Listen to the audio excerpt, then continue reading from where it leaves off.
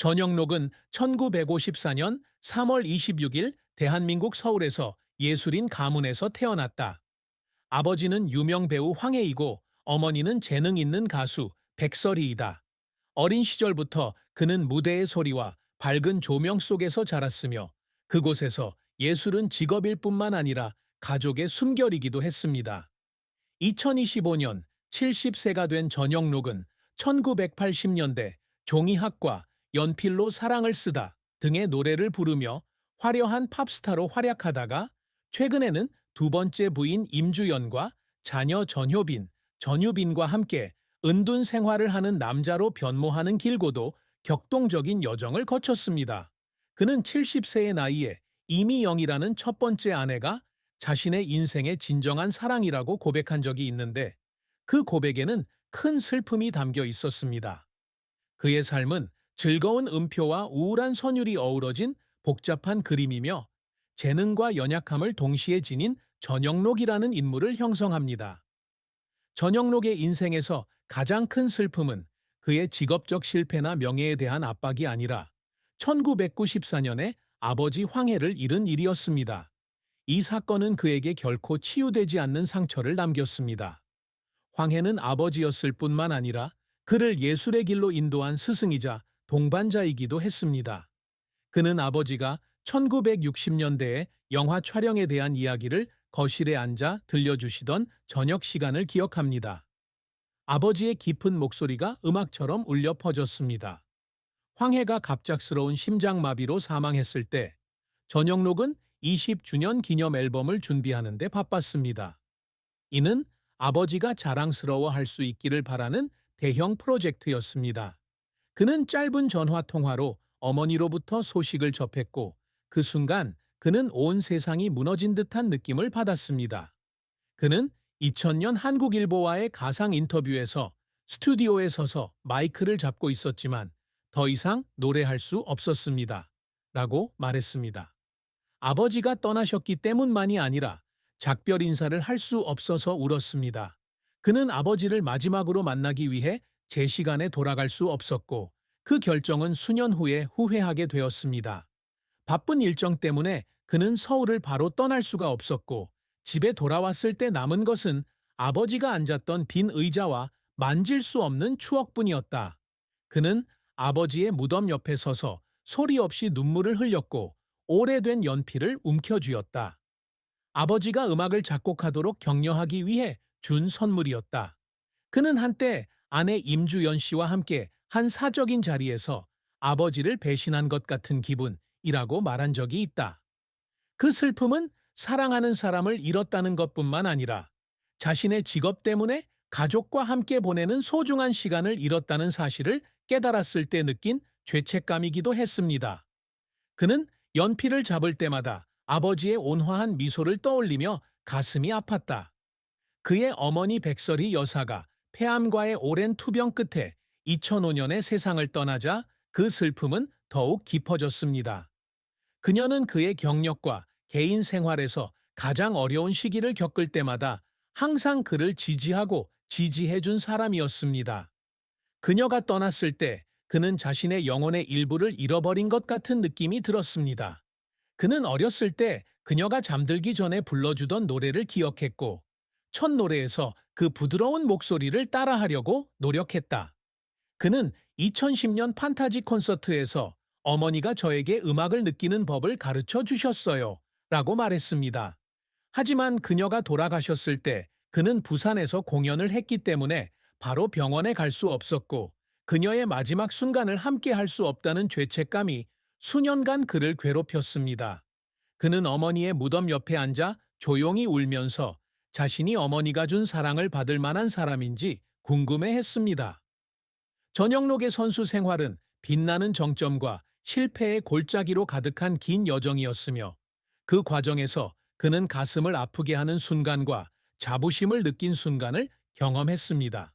그는 1975년 MBC 드라마 제3교실의 노래 편지로 가수 생활을 시작하였고 곧 1970년대 가장 사랑받는 보컬리스트 중 한 명이 되었습니다. 진정한 성공은 1980년에 그가 작곡하고 공연한 노래인 페퍼 크레인으로 이루어졌는데 이 노래는 서정성과 진실된 감정이 가득 담겨 있었습니다. 저는 무대에 서서 청중이 함께 노래하는 것을 지켜보았고 제 길을 찾았다는 것을 깨달았습니다. 그는 1985년 중앙일보와의 인터뷰에서 이렇게 말했습니다.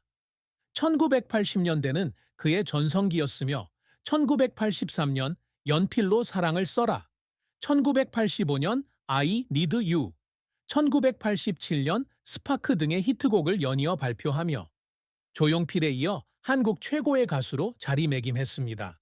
그는 음악에 그치지 않았습니다.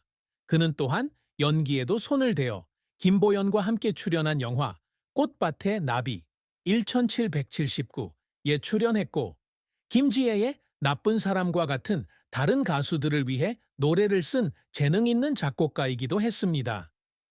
20주년 기념 앨범 20서년의 음악과 친구 1992는 부모님과 다른 아티스트와 협업하여 음악계에서의 가족적 유대감을 보여준 중요한 이정표였다. 67세의 나이에도 불구하고 그는 여전히 전영록 힙합 리메이크 Part Bar 1 2021로 놀라움을 선사하고 있으며 릴 체리, 돈 밀스 등 젊은 아티스트들과 협업하여 시대에 맞춰 끊임없이 혁신하고 있음을 입증하고 있습니다.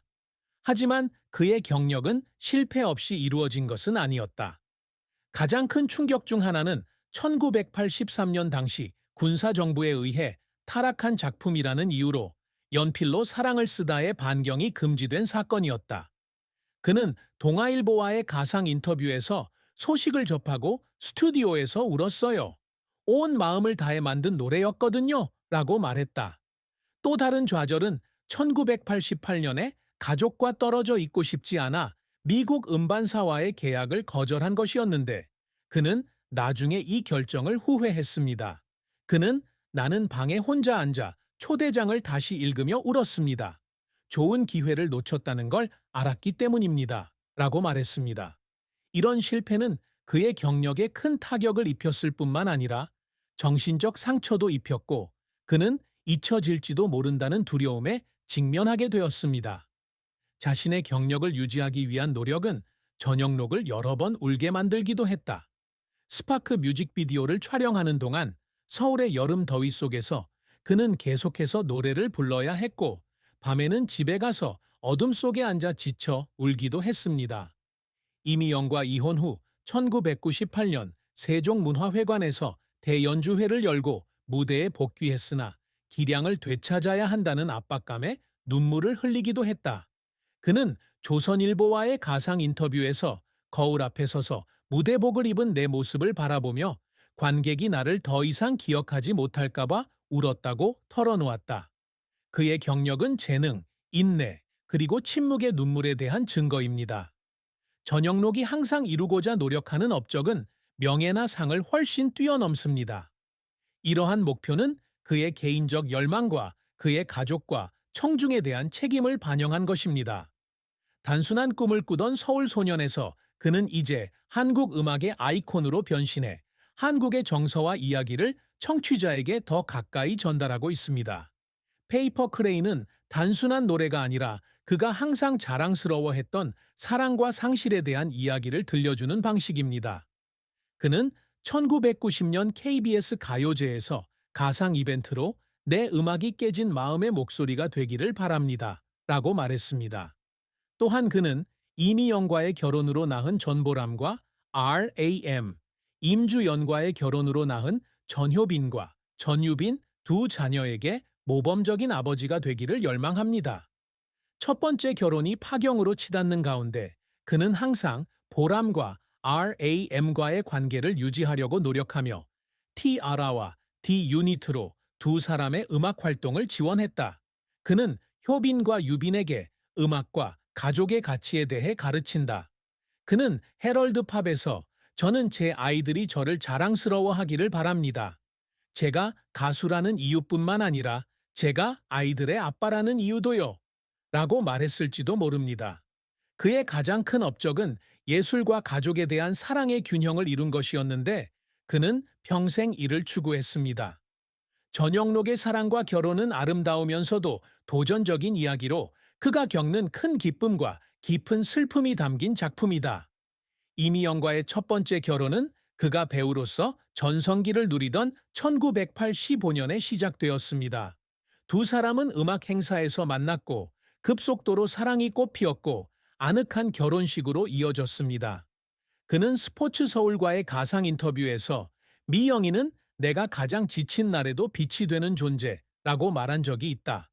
그들에게는 전보람 1986년생과 RAM 1987년생이라는 두 딸이 있었고 결혼 초기에는 그의 기타와 함께 행복한 가족 저녁 시간을 보냈습니다.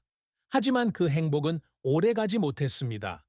1997년 12년간의 결혼 생활 끝에 두 사람은 화해할 수 없는 불화와 그의 직장 생활로 인한 압박으로 이혼했다. 그는 코리아 타임스와의 인터뷰에서 우리가 헤어진 후 매일 밤 울었어요 라고 말했다. 저는 제 가족을 완전하게 만들고 싶지만 그녀를 계속 지켜낼 수는 없어요. 이 결혼 생활에서 가장 큰 슬픔은 자녀들을 위해 가정을 꾸려나갈 수 없다는 실패감이었는데 이는 부모님을 잃은 아픔을 떠올리게 했습니다. 이혼 후 1998년 자선 콘서트에서 임주연을 만났다. 두 사람은 1999년 결혼했고 그녀는 효빈 2000년생과 유빈 2002년생이라는 두 아들을 두면서 그에게 평화를 안겨주었습니다. 하지만 70세가 된 그는 이미영이 자신의 인생의 진정한 사랑이라고 인정한다. 주연이는 사랑하지만 미영이는 잊을 수 없는 사람이에요. 2024년에 어느 비공개적인 순간에 그는 속삭였다. 전영록의 2025년 기준 자산에 대한 정확한 정보는 사생활에서 신중한 스타일을 보이는 그의 스타일에 따라 널리 공개되지 않았습니다. 50년이 넘는 그의 경력을 바탕으로 볼 때 그는 뮤지컬 히트곡, 영화 출연, 작곡 등으로 상당한 수입을 올렸을 것으로 추정됩니다. 그는 Paper Crane과 Write Love with a Pencil 같은 히트곡,